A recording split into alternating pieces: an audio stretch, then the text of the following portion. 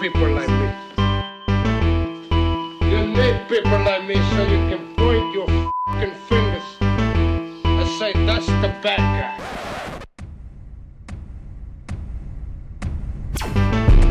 That's the bad guy. That's the bad guy. That's the bad guy. That's the bad guy.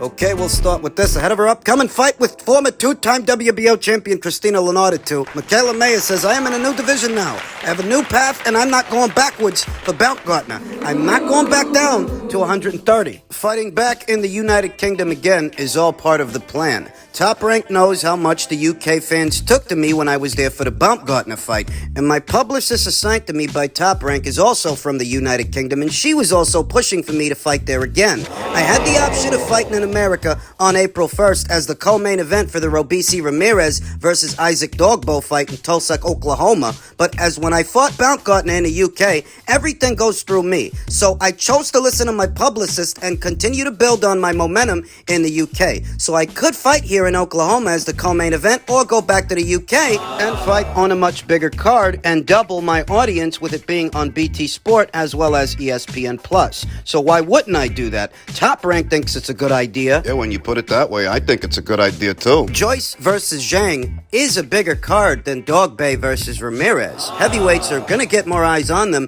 than guys at the lower weights. And the fight will be shown on two major platforms transatlantically, so I see the logic, and the logic is sound. In reference to her move upstairs to lightweight, her move back upstairs, I should say, since Michaela debuted as a lightweight and then eventually moved down, now she's moving back up, Michaela stated, it is making a huge difference. This week I am thinking about getting my weight down, but before I was thinking about that 10 weeks out and cutting my calories, and doing that never allowed me to build muscle and strength. If you want to build muscle, you have to eat and consume protein, and I was only eating 40 ounces of protein per sitting a couple of times a day. That wasn't enough for any human, never mind an athlete. I now feel a lot stronger and a lot more comfortable. I am excited to see how I will feel in an actual fight. Michaela Mayer has always had very generous physical dimensions for a super featherweight, so I've no doubt she will feel more invigorated as a lightweight, and she's got the frame to carry the added pounds. The extra pounds. I am in my prime now. I am boxing better than I ever have before. It feels so weird coming off a loss when I feel at the height of my career. I just need to remember that and show it in my fight with Christina Linardatou, because she has a style that will force me to do a little bit of everything. Baumgardner wanted to be a little more elusive and not engage too much and just try and counter me. You've seen all my fights before, and that's not me. I am an exciting fighter, so that didn't make for an exciting fight. So I am going to go back to that style now, because Leonardattu has an exciting style that everybody wants to see. She's a top quality opponent. I always said I wasn't going to take any steps backwards. I want a top contender, and that's her. A former champion, two-time WBO super lightweight champion. And as Michaela quite adequately stated, Christina Linardatou is an action fighter, so anybody in the ring with her is in store for an action fight. Yeah. She's only ever lost to Katie Taylor and Delphine Passoon, and it also continues the Baumgardner storyline. I think it's a story that fans will be able to follow. It keeps people excited for the potential rematch and the fans. I always told you from the beginning, she's not fighting Christina by accident. It's not an accident that her next fight just so happens to be against the woman that gave Alicia her lone defeat. It's not by accident, it's by design. A decision made in the last few days gives Mayer an immediate route back into the world title picture. They're putting the WBC Intercontinental title on the line. Katie Taylor and Amanda Serrano have had their fight put back. So I will have another fight after Linardatou, and then I could be mandatory to fight the winner. I just have to beat Linardatou. She will come out hard, but this is my way back. I expected they'd get her in position to fight for the WBO title. Apparently they're getting her in position to fight for the WBC, though all the same. I figured that's what Michaela's looking to do. She's angling to become Katie Taylor's mandatory challenger, or just the mandatory challenger for any one of those belts at 135 pounds. Katie's moving up to 140. She's fighting Chantel Cameron. If she wins, maybe she stays up there, maybe she vacates the belts at lightweight, and maybe Michaela picks one up. Maybe. Or Maybe regardless of what happens at 140, Katie returns to lightweight, and by the time she does, Michaela will be in position to fight her. Maybe. Let her being Alicia Baumgardner, learn the hard way.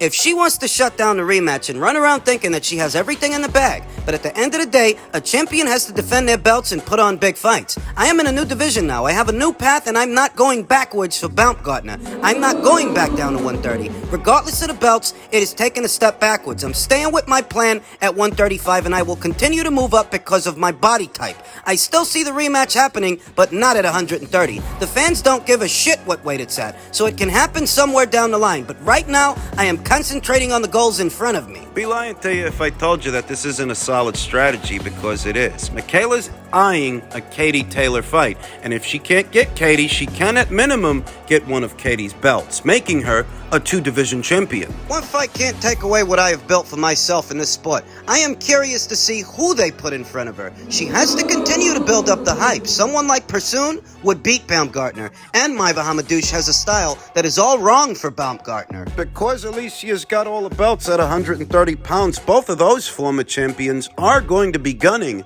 for fights with her. Both Michaela Mayer and Delphine Pursoon, and pretty much everybody at that weight. Heavy is the head that wears the crown. A very recently former WBO featherweight champion Heather Hardy has since moved up in weight. She's been calling Alicia Baumgardner out for a fight. It's conceivable that between now and the end of the summer, Alicia Baumgardner will return to action. Perhaps make a defense of all the belts, all the marbles, down there at 130 pounds. I don't think she's going to stay down there too long. Shortly, I think she will be joining Michaela Mayer up there at lightweight. When she does, she, like Michaela Mayer, has a second fight in mind, saying, "That's cool. I'll beat you at 135 pounds too." In response to the article that I just read, adding, "Michaela, I've got unfinished business with Christina Linardatou for that bullshit split decision blemish on my record. So after she beats you, I'm coming for her first. Then I'm trying to end your career." Well, that's if Christina beats Michaela. I don't actually have Christina winning that fight, even though I think it's going to be a very good fight. The takeaway here is that both Alicia and Michaela are courting the idea of a second fight, even if it's not next or after next. They're both receptive to a rematch. They both are. And that's not bad news. Michaela, given her frame, her body type, will be stronger as a lightweight than she has been as a super featherweight. She's going to have a live one in front of her next month on the undercard of Joyce versus Zhang. So let's see if Michaela can't make a statement en route to what could be a Baumgardner rematch. I know damn why they talking shit. Did you get knocked out 2 of your last 4 fights? You're like a used up piece of vagina. Everybody beats you up. Trust me, you don't want no part of this. That is the still unbeaten up-and-comer Jerrell Miller addressing Dillian Whyte's recent comments in reference to his fight with Lucas Brown. Took place not that long ago. I know that Dillian's got options. I know he can fight guys like Otto Valine or Filip Hrgovic. I know that Matchroom is fully capable of mustering up some solid fighter, some solid heavyweight for Dillian Whyte to fight. But that fight wouldn't have the profile and the sizzle of a Jerrell Miller fight. I'm just being honest with you. I know about Jerrell Miller's 2 failed VADA tests the same way I know about Alexander Povetkin's 2 failed VADA tests. I know all about it, and that's why I know this fight is a possibility. In spite of Jerrell Miller's checkered past with anti-doping agencies, having a checkered past with an anti-doping agency, that didn't stop Dillian Whyte from fighting Alexander Povetkin. So maybe he fights Jerrell Miller. You could put Dillian in there with Otto Valine, and it'd be a solid fight if you made it, but it wouldn't have the same profile as a Jerrell Miller fight. Otto Valine, he ain't got the mouthpiece that Jerrell Miller has. It's not the talker, the trash talker that Jerrell Miller is. A lot of these guys running around, they're good boxers, they can box a bit, but they've got the personality of a warm bus seat, where, if nothing else, Jerrell Miller, he's the bad guy. And he's quite comfortable playing the heel. He's quite comfortable being the bad guy, the bad boy. You ain't Jason Mom. Yeah, hello? Yeah, I know. I'm sorry, Mom. I gotta kick his ass. I'm not gonna be a douchebag. Yeah. Just tell my stepson to take the garbage out. I will do it later. Listen, AJ, your mama like me. Some of y'all don't like me. Who gives a shit? Come fight me. I will do it later. He seems to have Dillian Whyte on the brain, and he's still taking shots at Anthony Joshua. He's still looking for a fight with that guy. Going to be in action early next month on the 1st opposite the ring, Jermaine Franklin. Don't get it in your head that boxing's too good to allow Jerrell Miller to re-enter the world scene. It's not. Don't tell yourself that boxing's too good to allow Jerrell Miller and a fighter like him to box on a major platform. A repeat offender like Jerrell Miller is no different than an Alexander Povetkin. Then a Luis Ortiz. Those guys tested positive for banned substances on more than one occasion, as did Lucas Brown, who Jerrell Miller just knocked out. Don't forget that Lucas Brown, he actually boxed Dillian Whyte on the Sky Sports platform. Do you remember that? That was after he tested positive for 2 banned substances, 2 diuretics. He still boxed on Sky afterwards opposite the ring, Dillian Whyte. That was on Sky Sports. Sky Sports. And it just so happens that unbeaten up-and-comer, amateur standout Fraser Clark, who boxes on Sky Sports, he's looking for a Jerrell Miller fight. You heard that right. Very recently spoke to ID Boxing, and he'd like to share the ring with Big Gravy. Otherwise known as Big Baby. Don't get it in your head that boxing is above allowing Jerrell Miller, that boxing as a sport is too ethical, too morally upright to allow Jerrell Miller back into the world picture. Too morally upright to allow him to box on a major platform?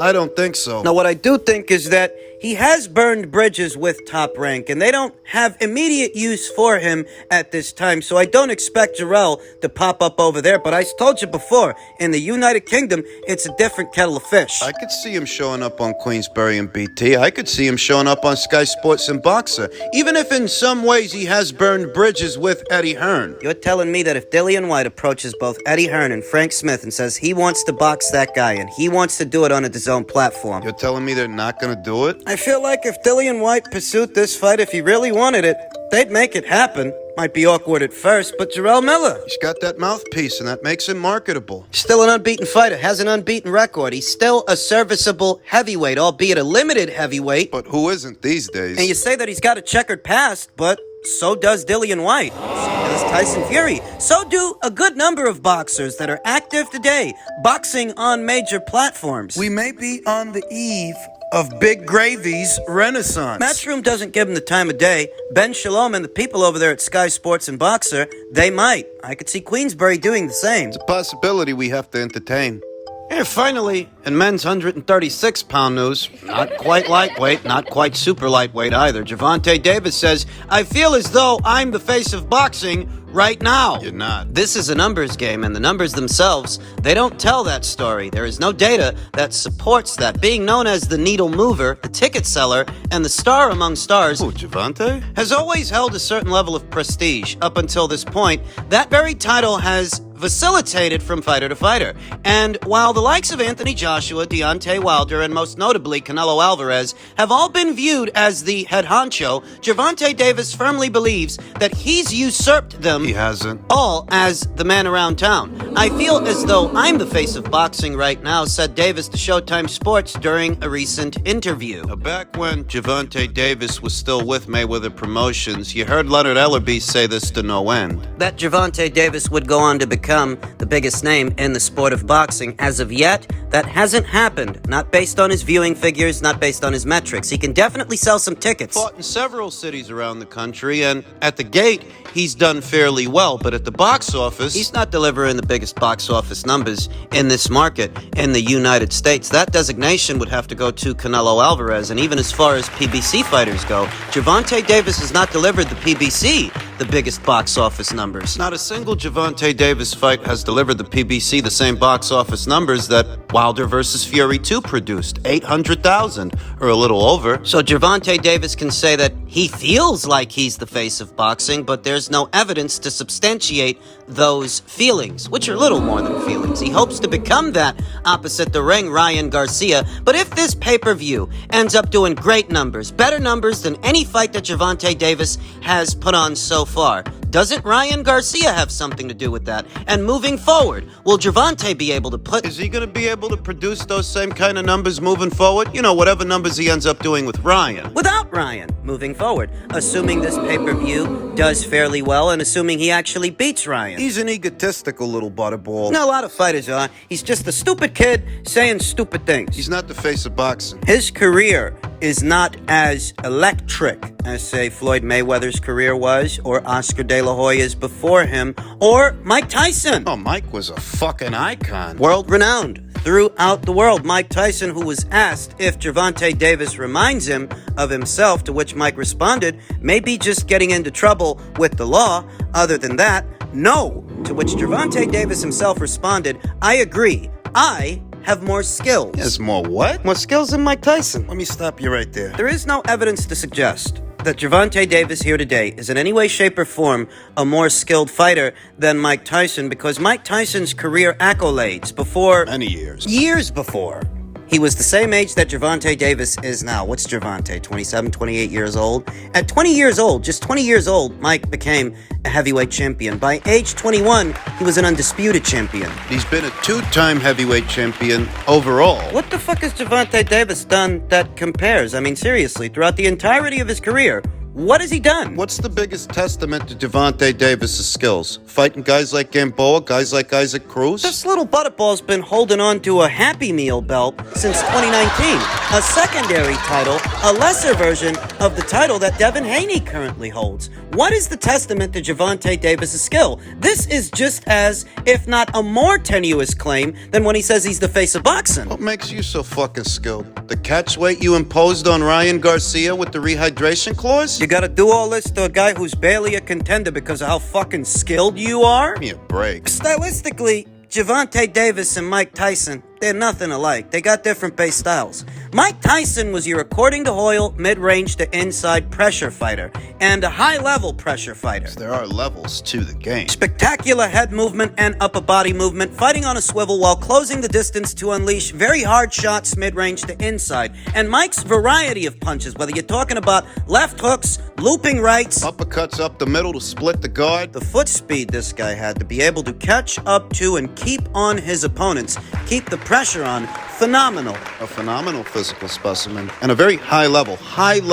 pressure fighter, whereas Gervonta, at his very best, he's a counterpuncher. A counterpuncher with a more or less minimalist approach to boxing. He actually just sits back and waits for his opponents to make mistakes he can thereby capitalize on. He doesn't go out there creating opportunities per se. Doesn't have the highest work rate. His quality of competition so far, which is pretty relevant to the conversation, is that's the ultimate testament to how skilled a guy really is. Yeah, maybe he can look good with the Romeros and Cruzes and Gamboas of the world. I hardly think Gervonta Davis has been matched the way he's been matched over the years because of how skilled he is. Give me a break. There's no more evidence to suggest that Gervonta Davis is a more skilled fighter than Mike Tyson than there is evidence to suggest he's usurped everyone else as the face of boxing in this country. There is no evidence to validate these claims. There isn't. He's just a stupid kid saying stupid things.